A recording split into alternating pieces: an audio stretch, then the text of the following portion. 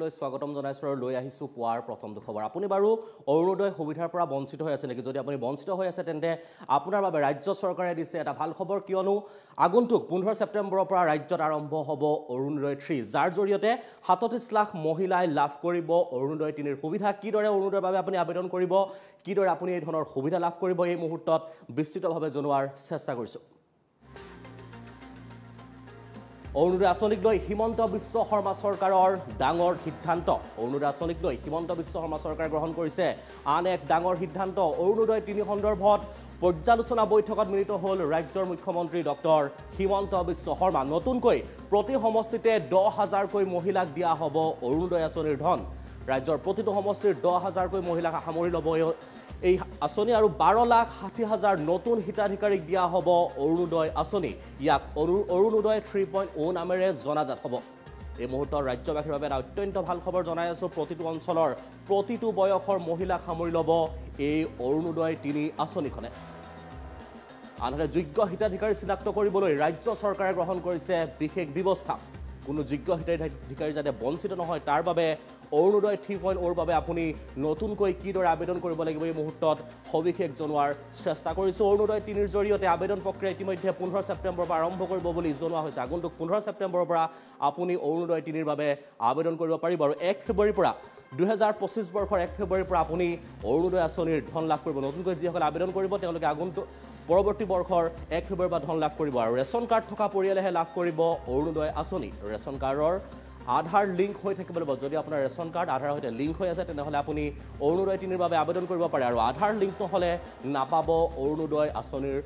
ধন বা অৰুণোদয় আঁচনিৰ সুবিধা এই মুহূৰ্তত জনাই আছো অৰুণোদয় 3.0 লৈ ইতিমধ্যে ৰাজ্য চৰকাৰে বৈঠকত মিলিত হৈছে আপোনালোকে দৃশ্যাংশ দেখিছে ৰাজ্যৰ মুখ্যমন্ত্ৰীগৰাকীয়ে ইতিমধ্যে অৰুণোদয় 3 সন্দৰ্ভত এক পৰ্যালোচনা বৈঠকত মিলিত হৈছে আৰু পৰ্যালোচনা বৈঠকৰ অন্তত কিদৰে যোগ্য হিতাধিকাৰী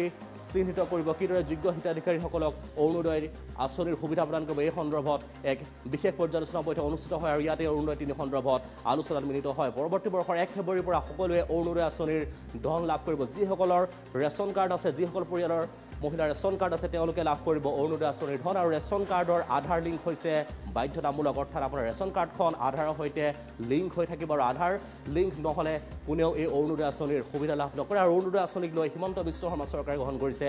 ডাঙৰ সিদ্ধান্ত আৰু মাত্ৰ 3টা দিনৰ পাছতে অৰুণোদয় 3 ৰ যি আবেদন প্ৰক্ৰিয়া ৰাজ্যজুৰি আৰম্ভ হ'ব প্ৰতিটো সমষ্টিৰ 10,000কৈ মহিলাক দিয়া হ'ব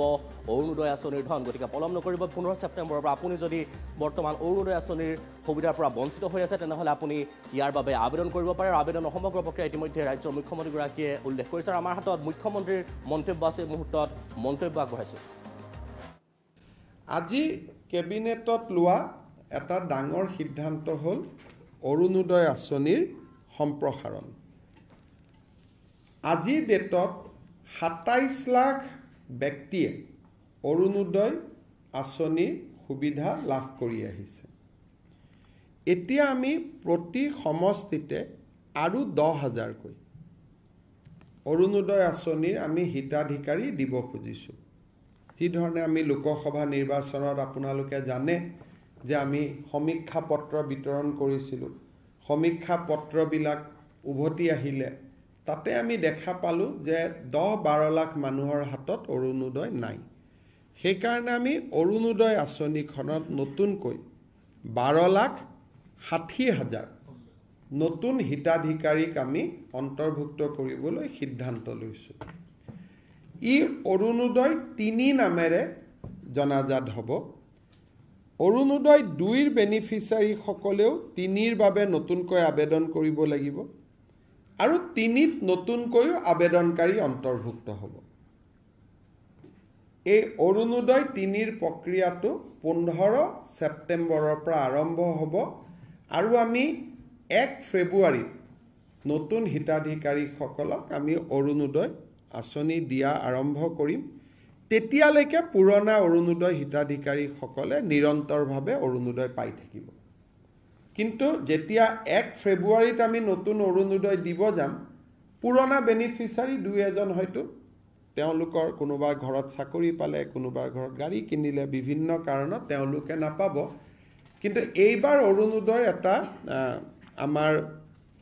কণ্ডিশ্যন হ'ল যে ৰেচন কাৰ্ড থকা মানুহে অৰুণোদয় পাব ৰেচন কাৰ্ড নাথাকিলে অৰুণোদয় নাপায় ৰেচন কাৰ্ড থাকিলে অৰুণোদয়টো কিয় পাব ৰেচন কাৰ্ডবোৰ আধাৰ লিংক গতিকে অটোমেটিক অৰুণোদয়টো তেতিয়া আধাৰ লিংক হৈ যাব নহলে মই যোৱাবাৰ আপোনালোকক কৈছো যে বহুত সময়ত কিছু অৰুণোদয় বেনিফিচিয়াৰী কিছুমান মানুহৰ নাম সোমাইছে যাক বিচাৰি পাব দিগদাৰি হয় পিছত আজি কেবিনেটত লোৱা এটা ডাঙৰ সিদ্ধান্ত হ'ল অৰুণোদয় আঁচনিৰ সম্প্ৰসাৰণ আজিৰ ডেটত 27 লাখ ব্যক্তিয়ে অৰুণোদয় আঁচনিৰ সুবিধা লাভ কৰি আহিছে এতিয়া আমি প্ৰতি সমষ্টিতে আৰু 10,000 কৈ অৰুণোদয় আঁচনিৰ আমি হিতাধিকাৰী দিব খুজিছো যি ধৰণে আমি লোকসভা নিৰ্বাচনত আপোনালোকে জানে যে আমি সমীক্ষা পত্ৰ বিতৰণ কৰিছিলো সমীক্ষা পত্ৰবিলাক উভতি আহিলে তাতে আমি দেখা পালো যে 10-12 লাখ মানুহৰ হাতত অৰুণোদয় নাই সেই কাৰণে আমি অৰুণোদয় আঁচনিখনত নতুনকৈ 12,60,000 নতুন হিতাধিকাৰীক আমি অন্তৰ্ভুক্ত কৰিবলৈ সিদ্ধান্ত লৈছো ই অৰুণোদয় 3 নামেৰে জনাজাত হ'ব অৰুণোদয় 2ৰ বেনিফিচিয়াৰী সকলেও 3ৰ বাবে নতুনকৈ আবেদন কৰিব লাগিব আৰু 3ত নতুনকৈ আবেদনকাৰী অন্তৰ্ভুক্ত হ'ব এই অৰুণোদয় 3ৰ প্ৰক্ৰিয়াটো 15 ছেপ্টেম্বৰৰ পৰা আৰম্ভ হ'ব আৰু আমি 1 ফেব্ৰুৱাৰীত নতুন হিতাধিকাৰীসকলক আমি অৰুণোদয় আঁচনি দিয়া আৰম্ভ কৰিম তেতিয়ালৈকে পুৰণা অৰুণোদয় হিতাধিকাৰীসকলে নিৰন্তৰভাৱে অৰুণোদয় পাই থাকিব কিন্তু যেতিয়া 1 ফেব্ৰুৱাৰীত আমি নতুন অৰুণোদয় দিব যাম পুৰণা বেনিফিচিয়াৰী দুই এজন হয়তো তেওঁলোকৰ কোনোবা ঘৰত চাকৰি পালে কোনোবা ঘৰত গাড়ী কিনিলে বিভিন্ন কাৰণত তেওঁলোকে নাপাব কিন্তু এইবাৰ অৰুণোদয় এটা আমাৰ কণ্ডিশ্যন হ'ল যে ৰেচন কাৰ্ড থকা মানুহে অৰুণোদয় পাব ৰেচন কাৰ্ড নাথাকিলে অৰুণোদয় নাপায় ৰেচন কাৰ্ড থাকিলে অৰুণোদয়টো কিয় পাব ৰেচন কাৰ্ডবোৰ আধাৰ লিংক